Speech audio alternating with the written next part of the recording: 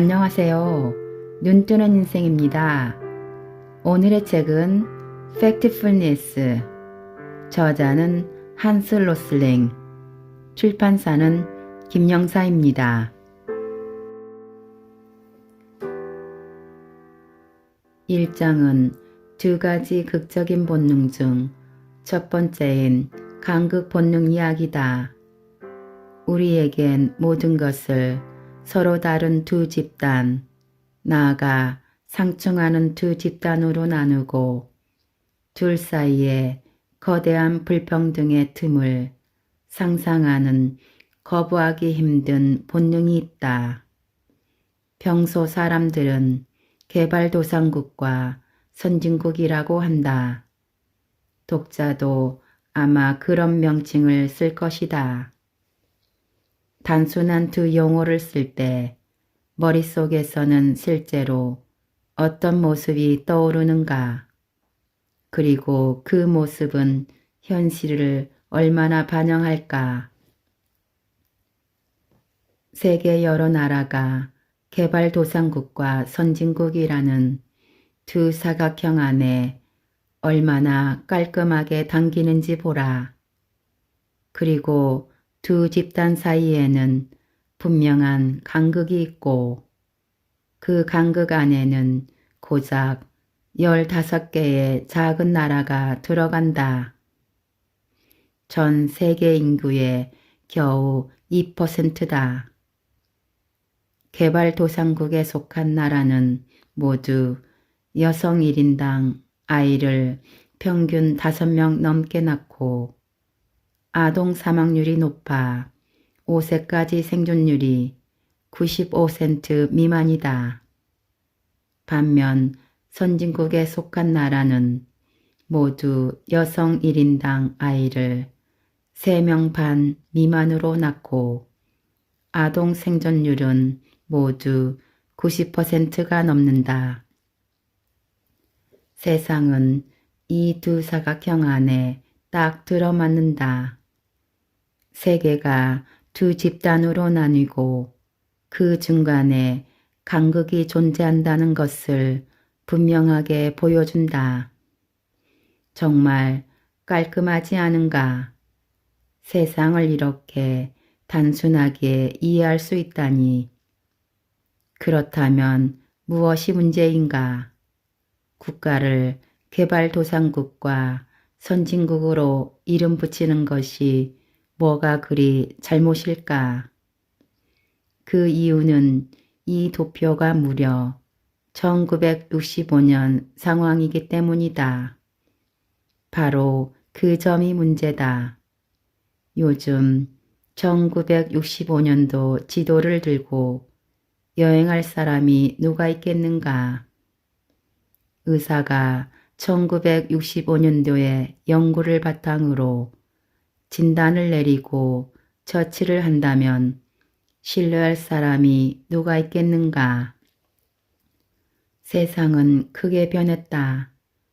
세계에서 인구가 가장 많은 중국과 인도를 비롯해 오늘날 절대 다수의 나라에서 가족 구성원은 적어지고 아동 사망률은 드문 일이 되었다.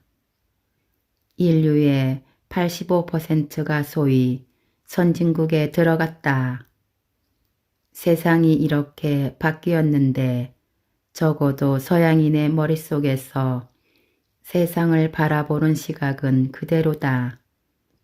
서양인 대부분은 시대착오적인 생각에 사로잡혀 서양 이외의 세상을 바라본다. 세계는 가족 구성원 수와 아동 생존율에서만 탈바꿈한 것이 아니다. 인간 삶의 꽤 많은 영역에서 이와 비슷한 현상이 나타난다. 소득, 관광, 민주주의, 교육, 보건의료, 전기보급의 수준을 나타내는 여러 도표가 전해주는 이야기는 한결같다. 한마디로 세상은 더 이상 예전처럼 둘로 나누지 않는다. 오늘날에는 다수가 중간에 속한다. 서양과 그 외, 선진국과 개발도상국, 부자와 빈자 사이에 간극이 존재하지 않는다. 따라서 간극을 암시하는 이쪽 또는 저쪽이라는 단순한 부류를 쓰지 않는 게 옳다. 지금부터 세상을 나누는 간단하지만 좀 더 적절하고 유용한 방법을 소개하려 한다. 세계를 두 집단으로 나누지 않고 소득 수준에 따라 4단계로 나누는 방법이다. 1단계 1단계는 하루 1달러로 출발한다. 5명의 자녀가 걸어서 1시간 거리에 있는 더러운 진흙 구덩이에서 물을 길어 오기 위해 하나뿐인 플라스틱 양동이를 들고 맨발로 몇 시간씩 왔다 갔다 해야 한다. 아이들이 뗄나무를 주우며 돌아오는 동안 집에서는 거무스름한 죽을 준비한다. 평생도록 날마다 매끼 먹는 음식이다. 극도의 가난이다. 그래도 살아가려고 안간힘을 쓴다. 운이 좋아 작황이 좋으면 남는 작물을 팔아 하루에 가까스로 2달러 남짓 번다. 오늘날 약 10억 인구가 이런 식으로 산다. 2단계 소득은 4배가 되어 이제 하루에 4달러를 번다. 날마다 3달러가 남는다. 이 돈으로 무엇을 하겠는가? 이제는 먹을거리를 직접 기르지 않고 돈으로 살 수 있다. 닭도 살 수 있는데 이는 달걀을 얻을 수 있다는 뜻이다. 이제는 물을 길어 오는 시간이 하루에 30분으로 줄었다. 가스레인지도 구입해 아이들은 땔감을 줍는 대신 학교에 갈 수 있다. 전기가 들어와 전등을 켜놓고 숙제를 한다. 하지만 전기 공급이 너무 불안정해서 냉장고를 쓰기는 어렵다. 어디가 아프기라도 하면 가진 것을 거의다 팔아 약을 구입해야 한다. 그리고 다시 1단계로 추락한다. 하루에 여윳돈 3달러만 생겨도 좋지만 삶을 극적으로 개선하려면 소득이 다시 4배가 되어야 한다. 오늘날 약 30억 인구가 이런 식으로 산다. 3단계 하루 16달러를 번다. 저축도 제법 하고 수도도 설치한다. 이제 물을 길러 다니지 않아도 된다.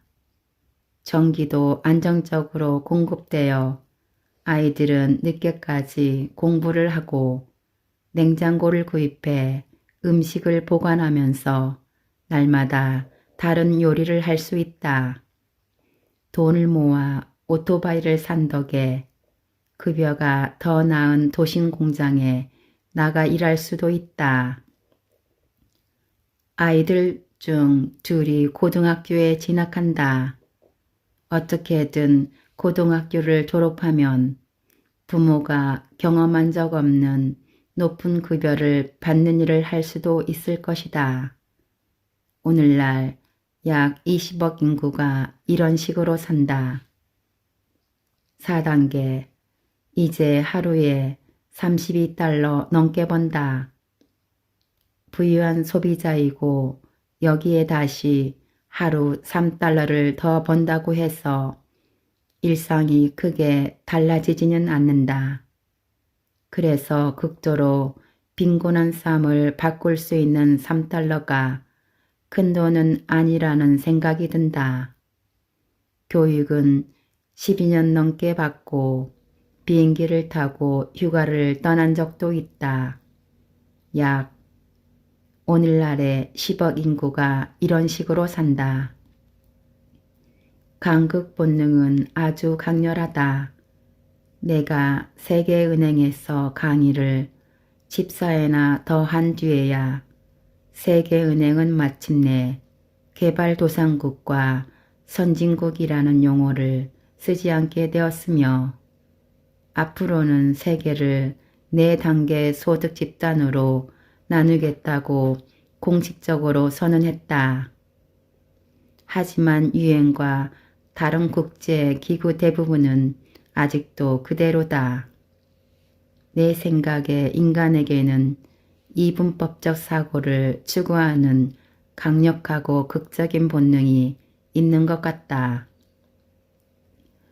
어떤 대상을 뚜렷이 구별되는 두 집단으로 나누려는 본능인데 두 집단 사이에 존재하는 것이라고는 실체 없는 간극뿐이다. 언론인도 이를 잘 안다.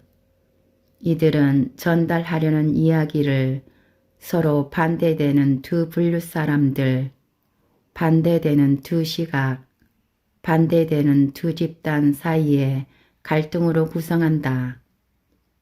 간극 본능은 분할을 연상케 하지만 알고 보면 완만한 다양성에 불과하고 차이를 연상케 하지만 사실은 수렴하는 차이이며 갈등을 연상케 하지만 사실은 하부에 이르는 갈등이다. 간극 본능을 어떻게 억제할까? 사실 충실성은 지금 저 이야기는 간극을 말한다는 걸 알아보는 것이고 그런 이야기는 별개의 두 집단이 서로 간극을 두고 존재하는 그림을 가정한다는 사실을 기억하는 것이다. 평균 비교를 조심하라. 분산을 살펴본다면 겹치는 부분을 발견할 것이다. 그러면 둘 사이의 간극 따위는 없다는 걸 알 수 있다. 극단 비교를 조심하라. 국가로 보나 사람으로 보나 어느 집단이든 상위 계층이나 하위 계층이 어느 정도는 있게 마련이다. 아울러 그 차이가 심각하게 불공평할 때도 덜어 있다. 그러나 그런 경우라도 사람들이 흔히 간극이 존재하려니 생각하는 중간층에 사실은 다수의 사람이 존재한다. 2장 부정본능. 상황이 점점 나빠진다라는 말은 세상에 관한 이야기 중 내가 가장 많이 듣는 말이다. 세상에서 나쁜 일이 많이 일어난다는 것은 누가 뭐래도 옳은 말이다.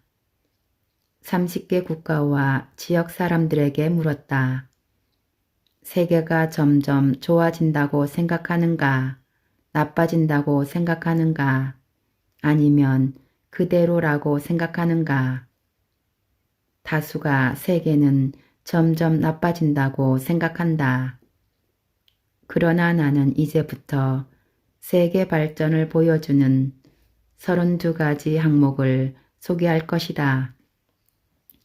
줄어드는 나쁜 것 16가지, 합법적 노예제, 기름 유출, 값비싼 태양광 패널, HIV 감염, 아동 사망, 전쟁 사망, 사형, 유연 휘발유, 항공기 사고 사망, 아동 노동, 재난 사망, 핵무기, 천연두, 매연입자, 오존청 파괴, 굶주림, 늘어나는 좋은 것 16가지, 새로 나온 영화, 자연보호구역, 여성의 투표권, 새로 나온 영화, 과학, 작황, 탈문맹, 올림픽, 아동과 청소년의 암 생존율, 여학생, 관찰 대상종, 즉 멸종 우려 상태로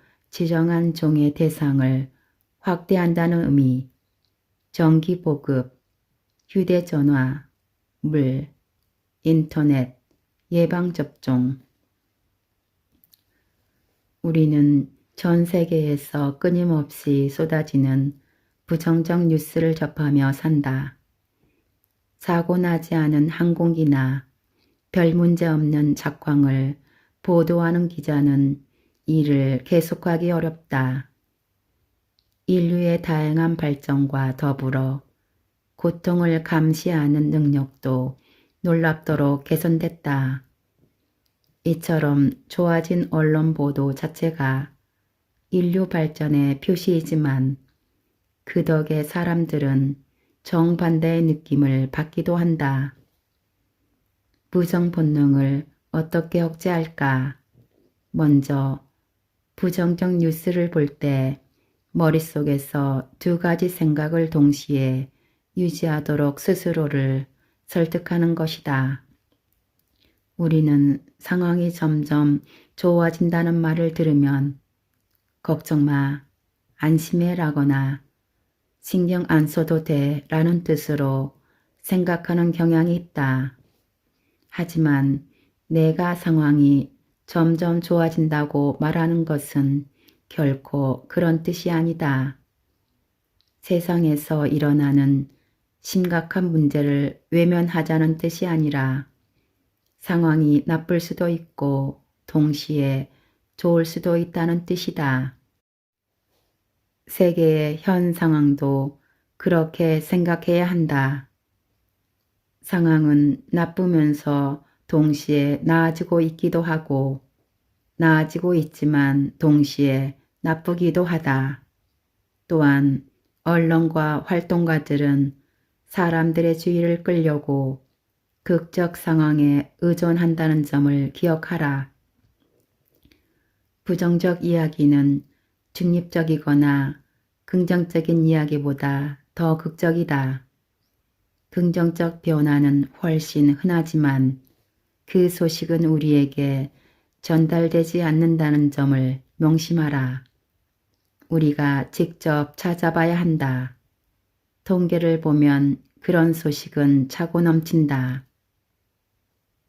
3장 직선 본능. 나는 이제 세 번째 본능인 직선 본능과 세계 인구는 단지 증가할 뿐이라는 잘못된 생각을 다루려 한다. 여기서 단지라는 단어에 주목하길 바란다. 내가 이 단어에 따옴표를 붙이고 밑줄까지 친 데는 이유가 있다. 그 단어가 바로 오해이기 때문이다. 실제로 세계 인구는 증가하고 있다. 앞으로 13년 동안 약 10억이 더 늘어날 것이다. 이는 오해가 아닌 사실이다. 하지만 인구는 단지 증가하지 않는다. 단지라는 말에는 그대로 두면 인구가 계속 늘어날 것이며 인구 성장을 막으려면 극적인 조치가 필요하다는 뜻이 담겨 있다. 하지만 이는 오해이며 이런 오해의 바탕이 된 본능은 상황은 직선으로 전개되겠거니 생각하는 본능이다. 오늘날의 삶에서 직선적 직관이 늘 믿을 만한 안내자 노릇을 하는 건 아니다.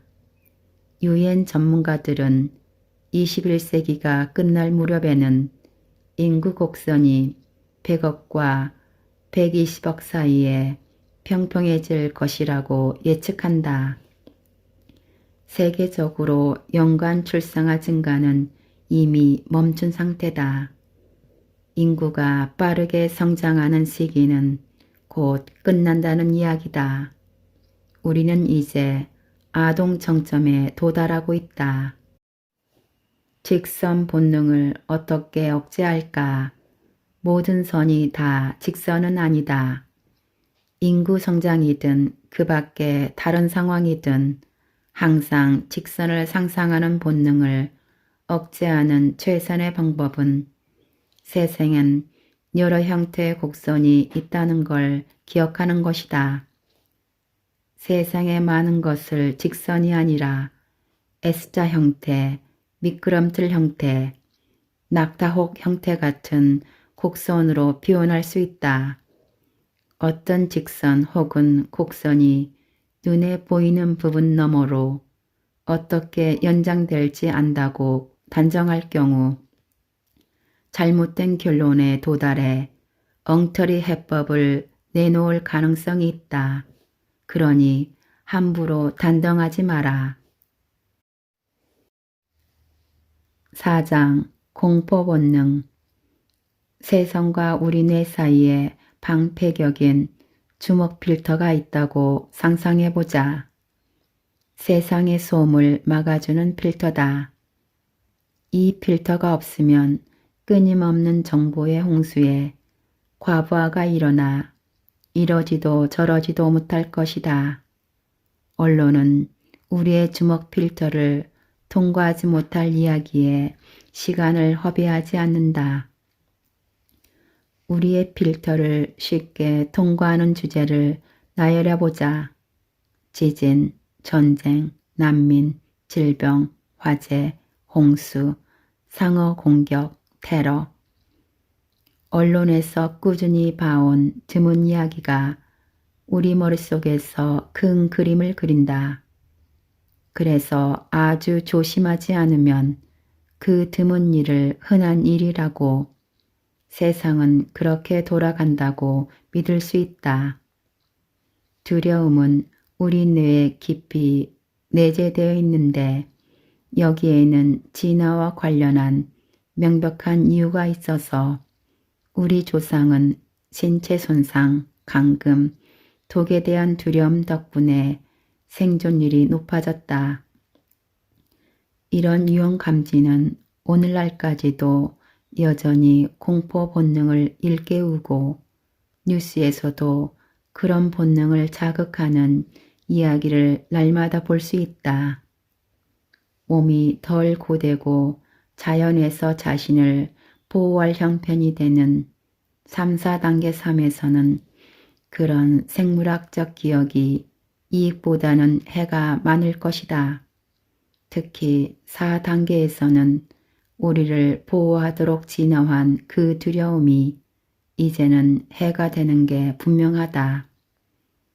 4단계 사람 중에는 소수인 3%만이 일상생활에 방해를 받을 정도로 그런 공포를 강하게 느낀다. 그 외 공포에 방해받지 않는 절대 다수의 사람에게는 공포 본능이 세계관을 왜곡하는 탓에 해롭다. 지난 100년간 연간 자연재해 사망자 수는 어떻게 변했을까? 실제 자연재해 사망자 수는 100년 전에 비해 겨우 25% 수준이다. 같은 시기의 인구가 50억 증가한 사실을 감안하면 실제 사망자 수는 더 크게 줄어 100년 전의 약 6%에 불과하다. 세계 곳곳에서 환경은 더 나빠지고 있다. 그러나 극적인 지진이 설사보다 언론의 관심을 더 많이 받듯 죽어가는 해저나 시급한 어류남획 문제처럼 더 해롭지만 덜 극적인 환경 악화보다 사소하지만 공포를 자아내는 화학물질 오염이 언론의 관심을 더 받는다. 화학물질 공포증 탓에 6개월마다 새로운 과학적 발견이 나오기도 한다. 흔히 먹는 음식에 합성 화학물질이 극소량 발견되었다는 것인데 치사량에 이르려면 그 음식을 3년 동안 날마다 화물선 한두 척 분량을 먹어야 한다. 그런데도 배웠다는 사람들이 레드 와인을 마시며 근심스러운 표정으로 이 문제를 토론한다. 그 물질을 먹고 죽은 사람은 단 한 명도 없다는 사실은 이 토론에 관심사가 못 된다. 공포의 정도는 전적으로 보이지 않는 물질이라는 화학물질의 본질에서 나온 듯 싶다. 공포와 위험은 엄연히 다르다. 무서운 것은 위험해 보인다. 그러나 정말로 위험한 것에 진짜 위험 요소가 있다. 진짜 위험한 것보다 우리를 놀라게 하는 것에 지나치게 주목하면, 즉 공포에 지나치게 주목하면 우리 힘을 엉뚱한 곳에 써버릴 수 있다. 공포 본능을 억제하려면 위험성을 계산하라. 어떤 대상의 위험성은 우리가 느끼는 두려움이 아니라 실제 위험과 그것에 노출되는 정도를 합쳐 결정한다. 두려움을 느끼면 세상이 다르게 보인다. 공포가 진정될 때까지 가급적 결정을 유보하라. 5장 크기 본능. 크기 본능의 두 가지 측면은 부정 본능과 더불어 세상의 발전을 체계적으로 과소평가하게 만든다. 세계 인구와 관련한 여러 비율 중에 기본 욕구를 충족하며 사는 사람의 비율을 물으면 대부분 일관되게 약 20%라는 답을 내놓는다. 하지만 정답은 80%, 나아가 90%에 가깝다. 예방접종을 받는 아이의 비율은 88%, 전기를 공급받는 비율은 85%다. 그러나 자선단체와 언론이 자극적으로 보이는 숫자를 고통받는 개인의 모습과 함께 끊임없이 보여주다 보니 사람들은 왜곡된 시각으로 세계를 인식하고 다른 모든 비율과 발전을 체계적으로 과소평가한다. 그래서 일부 비율은 체계적으로 과대평가하기도 한다. 크기 본능은 우리의 제한된 관심과 자원을 개별 사례나 눈에 보이는 피해자 또는 우리 눈앞에 있는 구체적인 것에 쏟게 만든다. 1, 2단계 나라에서 아이들의 목숨을 살리는 것은 의사나 병실 침대가 아니다. 아이들의 생존율을 높이는 그 유일한 방법은 병원 밖에서 해당 지역 간호사, 산파, 교육받은 부모 등이 예방조치를 취하는 것이다. 특히 엄마의 역할이 중요하다. 데이터를 보면 세계적으로 아동 생존율 증가의 절반은 엄마들의 탈문명에서 나왔다. 1, 2단계에서 보건의료 발전에 돈을 투자한다면 초등학교, 간호교육, 예방접종에 투자해야 한다. 크기 본능을 어떻게 억제할까? 비율을 왜곡하지 않으려면 두 가지 맛을 도구만 있으면 된다. 비교와 나누기다. 이미 알고 있다고? 좋다. 그렇다면 이제 그걸 사용하기만 하면 된다. 습관이 되게 하라. 이제 그 방법을 알려주겠다. 먼저 수를 비교하라. 중요성을 오판하지 않으려면 수를 하나만 갖고 따지지 않는 것이 가장 중요하다. 절대로 숫자 하나만 달랑 남겨두지 마라. 절대로 하나의 숫자만으로는 의미 있다고 믿으면 절대 안 된다. 수가 하나라면 항상 적어도 하나는 더 요구해야 한다. 그 수와 비교할 다른 수가 필요하다. 큰 수는 특히 조심해야 한다. 이상한 일이지만 일정한 크기를 넘어선 수는 다른 수와 비교하지 않으면 항상 커 보인다. 그리고 크다면 어떻게 중요하지 않겠는가? 다음은 80대 20 법칙이다. 나는 많은 수를 비교해야 할 때, 그리고 그중 가장 중요한 것을 골라야 할 때 가장 쉬운 생각 도구를 이용한다. 가장 큰 수를 찾는 방법이다. 이것이 80대 20 법칙의 전부다. 우리는 나열된 모든 문제를 똑같이 중요하게 생각하는 경향이 있는데 사실은 그중 더 중요한 문제가 몇 개 있다. 사망 원인에 관한 문제이든 예산에 관한 문제이든 나는 전체의 80%를 차지하는 문제에 먼저 주목한다. 80%는 어디에 있지? 왜 이 문제가 그렇게 큰 비중을 차지할까? 그것에 담긴 의미는 무엇일까? 마지막으로 수를 나눠보라. 큰 수의 의미를 부여하기 위해 우리가 할 수 있는 최선의 방법은 흔히 그 수를 총합으로 나누는 것이다. 어떤 수를 다른 수로 나누면 비율이 나온다. 비율이 더 의미 있을 때가 많다.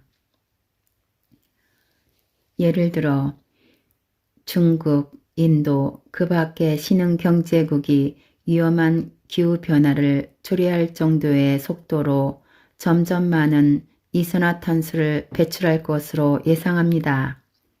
실제로 중국은 이미 이산화탄소를 미국보다 많이 배출하고 인도는 독일보다 많이 배출하고 있습니다. 이 거침없는 발언은 2007년 1월 다보스에서 열린 세계경제포럼 때 기후변화 토론자로 참석한 유럽연합 소속 국가의 환경부 장관에게서 나온 것이다. 중국 전문가는 매우 화가 난 표정이었지만 계속 앞을 주시했다. 반면에 인도 전문가는 가만히 보고만 있지 않았다. 그는 손을 흔들었고 나중에 발언하라는 중재자 신호를 무시했다. 그러고는 단어 하나하나를 강조하면서 말을 했다. 지금부터는 이산화탄소를 1인당 배출량으로 계산합시다.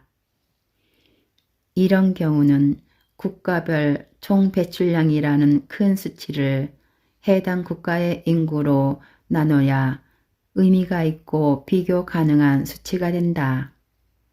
HIV, 국내 총 생산, 휴대전화 판매량, 인터넷 사용자 수, 이산화탄소 배출량 등을 측정할 때는 항상 1인당 수치를 계산해야 더 의미 있는 값을 얻을 수 있다.